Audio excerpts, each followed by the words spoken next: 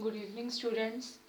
Today we will discuss next topic of thermodynamics, that is gives free energy. इसके पहले video जो मैंने upload किया था उसमें हमने डिस्कस किया था second law of thermodynamics. Second law of thermodynamics में हमने क्या स्टडी किया था, दैट कि एक प्रोसेस है जो वो पॉसिबल है आपका या नहीं। उसी पे आज हमारा ये है नेक्स्ट टॉपिक, दैट इज गिव्स free energy. Gives free energy में हमें क्या बता रहा है कि स्पॉन्टेनियस एक प्रोसेस है या नहीं। ये में क्या बता रहा है कि हमारा जो प्रोसेस है वेदर इट इज स्पॉन्टेनियस और नॉट, क्या बताएगा ये कि एक प्रोसेस अपने आप से पॉसिबल है या नहीं है, स्पॉन्टेनियस और नॉन स्पॉन्टेनियस।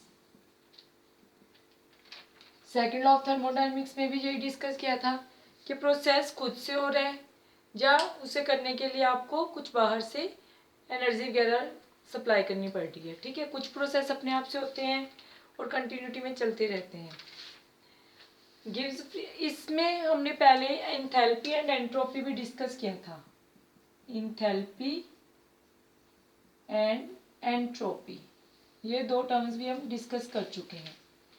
पहले हम थोड़ा सा इसी के बारे में डिस्कस करते हैं, that what is enthalpy and what is entropy. Enthalpy में हमने क्या बताया था, एंथैल्पी में भी हमने लिखा था कि आपके पास जो डेल्टा एच होता है, डेल्टा एच हमारा नेगेटिव है। नेगेटिव का मीनिंग क्या है, लाइक आपके पास कोई रिएक्शन है, उसमें इस साइड रिएक्टेंट्स होते हैं और इधर हमारे पास प्रोडक्ट होते हैं, प्लस मान लो हमारे पास कुछ एनर्जी वो लॉस हो गई जब हीट हमारी लॉस हुई। ठीक है, जब किसी भी प्रोसेस में हीट लॉस हुई, इसके पास एनर्जी ज़्यादा थी, उसने अपनी कुछ एनर्जी लॉस की, लॉस करने के बाद उसकी स्टेबल स्टेट में आना, उसका स्टेबल स्टेट में आना, दुनिया में जितनी भी चीज़ें हैं वो सब स्टेबल रहना चाहती हैं।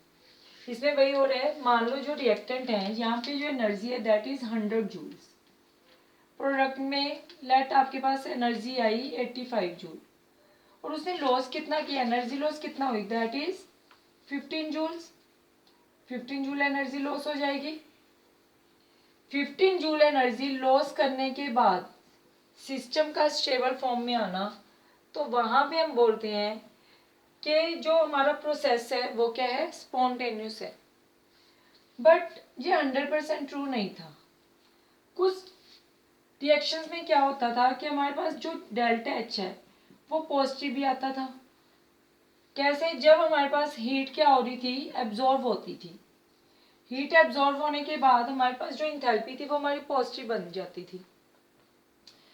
लाइक इसके लिए हमारे पास एग्जांपल है, हमने क्या किया, एक बकेट ली, बकेट में कुछ वाटर फिल किया और उस बकेट को हमने अगर सन में रख दिया, ठीक है, बाहर रख दिया सन में, तब क्या होगा, वो हीट को एब्जॉर्ब करेगा। हीट एब्जॉर्ब की थ्रू सनलाइट, सन से उसने हीट को एब्जॉर्ब किया और जो वाटर है वो बकेट में कम हो जाएगा। क्यों, वाटर किससे क्या बन गया हमारे पास, वाटर वेपर्स बन गई, वेपोरेट हो गया हमारा वाटर। सो वहां पे क्या हुआ, उसने जो हीट लिया सन से, हीट एब्जॉर्ब करके उसने अपना जो वाटर है उसको लॉस किया in form of water vapours. तो वहां पे हीट एब्जॉर्ब हो रही है, वहां पे जो डेल्टा एच है वो क्या हमारे पास पॉजिटिव है। सो इस तरह की रिएक्शन जहाँ पे आपका डेल्टा एच नेगेटिव आता था, इनको हम बोलते थे एक्सोथर्मिक रिएक्शंस। यहाँ पे डेल्टा एच हीट एब्जॉर्ब हो रही थी, उनको हम बोलते थे एंडोथर्मिक रिएक्शंस। तो कई जगह पे हमारे पास हीट लॉस होता था और किसी में हीट एब्जॉर्ब होता था। तो यहाँ से हमें कि प्रोसेस स्पॉन्टेनियस है नहीं है, ठीक है, स्पॉन्टेनियस के लिए डेल्टा एच का नेगेटिव होना चाहिए, बट कुछ प्रोसेस ऐसे थे जहाँ पे डेल्टा एच क्या होता था, पॉजिटिव होता था। तो ये सेटिस्फाई नहीं कर पाया कि weather a process is spontaneous और नॉट स्पॉन्टेनियस, कि प्रोसेस अपने आप हो रहा है या कैसे हो रहा है। देन उन्होंने सेकंड टर्म ली, दैट इज एंट्रोपी।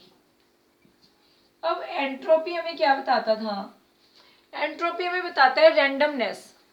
रैंडमनेस का मीनिंग क्या है, रैंडमनेस, रैंडमनेस। अब रैंडमनेस में क्या होता है, देखो एक तो चीज होती है कि एक ऑर्गेनाइज्ड वे में होना, एक चीज होती है हमारी ऑर्गेनाइज्ड वे में, एक होती है रैंडमली। किसी चीज को हमने रैंडम ऑर्डर में लिया, लाइक मैं बोलूँ कि मेरे पास एक गैस है यहाँ पे 1, एक गैस है यहाँ पे लेट 2। हमने क्या किया, अब इन दोनों गैसेस को, गैस 1 गैस 2, इसको मैंने एक पाइप से कनेक्ट कर दिया, गैस 1 गैस 2, ठीक है। तब क्या होगा, ये रैंडमली एक दूसरे में मिक्सअप हो जाएंगी, लेकिन मिक्सअप तो हो गई, क्यों, रैंडमलेस थी।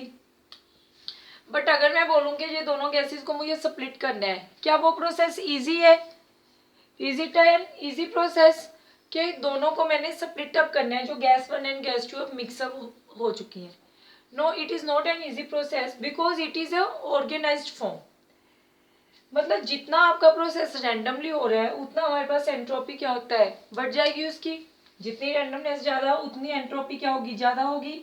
इसको हम रिप्रेजेंट करते थे डेल्टा एस से। मीन्स डेल्टा एस क्या होना चाहिए था, पॉजिटिव। तब हमारे पास जो प्रोसेस था वो क्या होता था, स्पॉन्टेनियस। अब कुछ प्रोसेस रैंडमली होते हैं और कुछ ऑर्गेनाइज्ड वे में होते हैं, तो ये भी 100% हमें बता नहीं पाया that whether a process is spontaneous और whether a process is non spontaneous. तो हमारे पास एक नया टर्म आया दैट इज गिव्स फ्री एनर्जी, जो कि इंथैल्पी एंट्रोपी को मिक्स होके बन रहा है आपका। अब गिव्स फ्री एनर्जी के अकॉर्डिंग क्या हुआ, हमारे पास अब फॉर्मूला है गिव्स फ्री एनर्जी के लिए, इसको हमने रिप्रेजेंट किया जी से। जी इज इक्वल टू, हमारे पास यहाँ पे क्या है, G is equal to H minus T S. But अभी तक हमने जो चीजें भी डिस्कस की, जैसे मैंने डेल्टा एच लिखा था, डेल्टा एच का मीनिंग क्या है, इंथैल्पी में चेंज कितना हुआ। डेल्टा एस लिखा, उसका मीनिंग क्या है कि एंट्रोपी में चेंज कितना आया।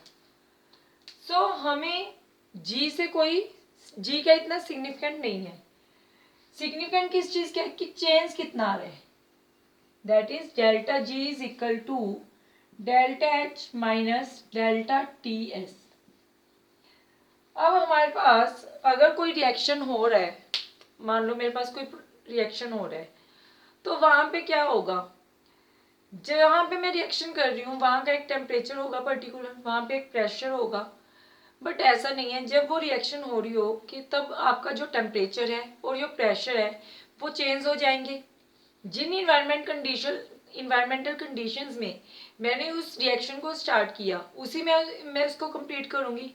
मीन्स जब रिएक्शन हो रही है तब मेरे पास जो मेरा टेम्परेचर है और जो प्रेशर है it remains constant.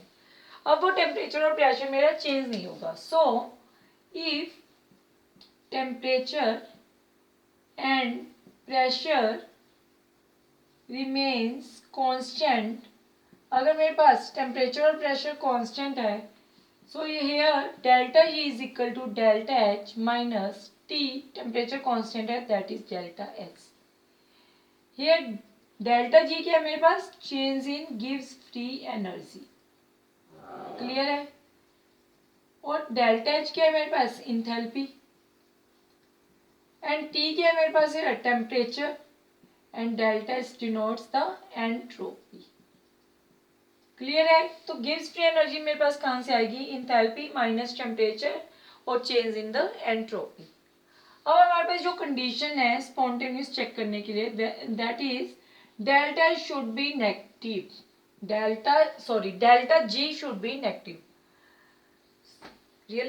Delta G should be negative for a process to be spontaneous. एक प्रोसेस को स्पॉन्टेनियस होने के लिए डेल्टा जी आपका क्या आना चाहिए, नेगेटिव आना चाहिए।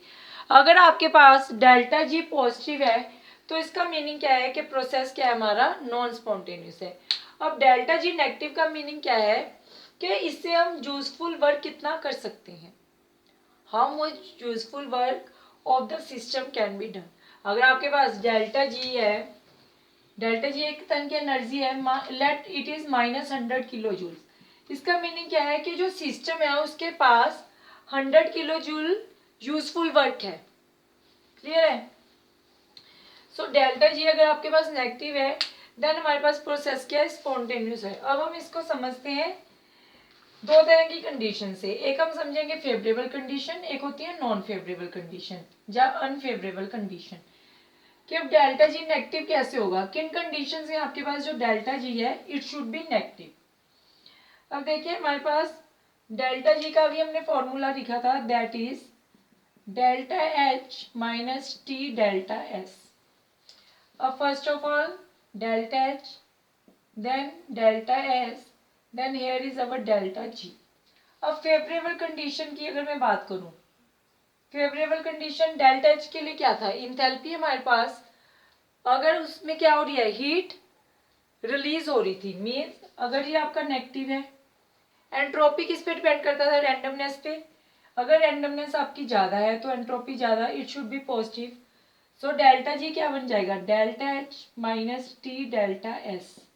डेल्टा एच क्या है हमारा negative, minus T delta S क्या है मेरे पास पॉजिटिव।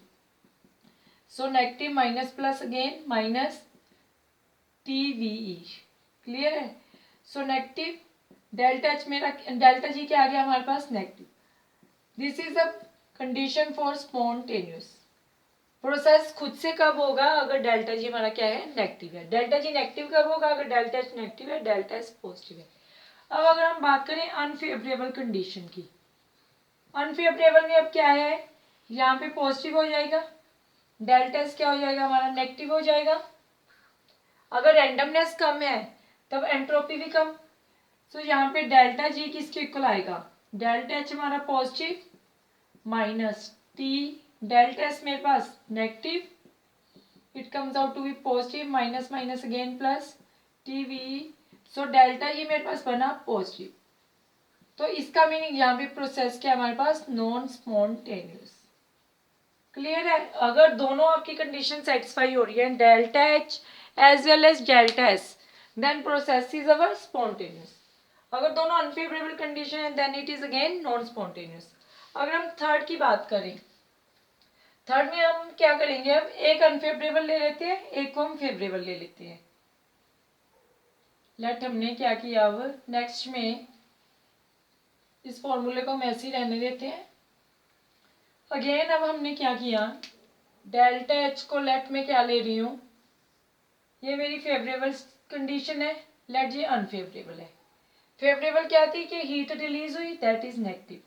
अनफेवरेबल में क्या लूंगी मैं, it should be again negative. Unfavourable इसके लिए पॉजिटिव था ना फेवरेबल, तो नेगेटिव इसका अनफेवरेबल। सो यहाँ पे डेल्टा जी किसके इक्वल आएगा, नेगेटिव माइनस टी, अनफेवरेबल में यहाँ पे negative, it comes out to be negative positive. Clear है। मीन्स अब ये डिपेंड करेगा कि हमारा ये वाला टर्म बड़ा है। अगर ये वाला टर्म बड़ा है तब डेल्टा जी क्या होगा आपके पास, अगर ये बड़ा है, नेगेटिव वाला टर्म कम है, मीन्स हमारे पास वैल्यू पॉजिटिव आएगी। सो प्रोसेस क्या हो जाएगा तब, नॉन स्पॉन्टेनियस। ठीक है। सेकंड क्या है, अगर हमारे पास ये वाली टर्म बड़ी होगी, अगर ये बड़ी होगी तब क्या आएगा, डेल्टा जी हमारे पास नेगेटिव आएगा, तो प्रोसेस क्या होगा स्पॉन्टेनियस। मीन्स अब हमारे पास क्या बन रहे हैं, केस बन रहे हैं, केस 1 एंड केस 2। केस 1 में क्या होगा, अगर हमारे पास delta H minus T delta S greater than 0 है, एक बार क्या है delta H minus T delta S less than 0, जहां हम बोल सकते हैं कि delta G greater than 0। Second आप ले सकते हो डेल्टा जी अगर लेस देन 0 है। डेल्टा जी ग्रेटर देन 0 का मीनिंग क्या है, delta H minus T delta S that is greater than 0। इसका मीनिंग क्या है, delta H minus T delta S that is less than 0।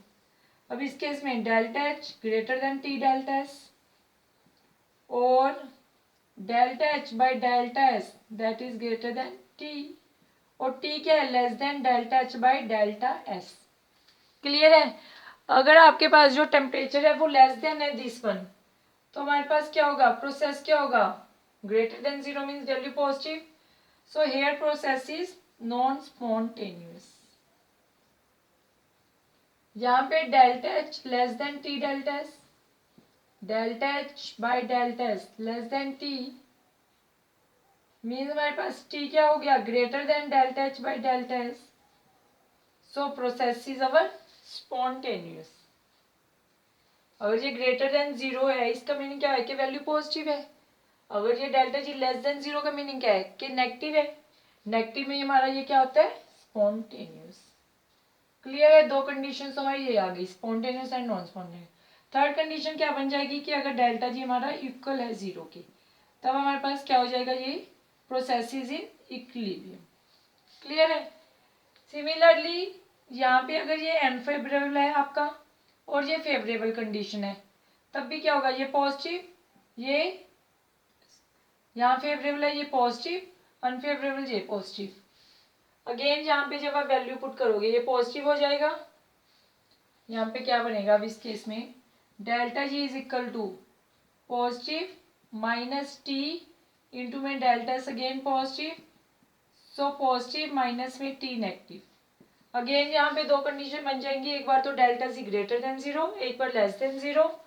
Less than 0 then spontaneous, less than में non spontaneous, sorry greater than में non spontaneous, equal to में again it is in equilibrium. So इसके जो numerical आते हैं वो बहुत ही simple आते हैं। उसमें क्या होगा, आपको इंथैल्पी गिवन होगा, एंट्रोपी गिवन होगा, तो आपको बताना है कि प्रोसेस आपका स्पॉन्टेनियस है या नॉन स्पॉन्टेनियस है। तो आप डेल्टा जी कैलकुलेट कर लेंगे। और टेम्परेचर हमारा यहाँ पे जो टेम्परेचर होता है it should be in kelvin. Remember this thing that temperature should be in Kelvin. Okay. This is all about our Gibbs free energy. Hope you understand this video. Watch this video carefully. Thank you.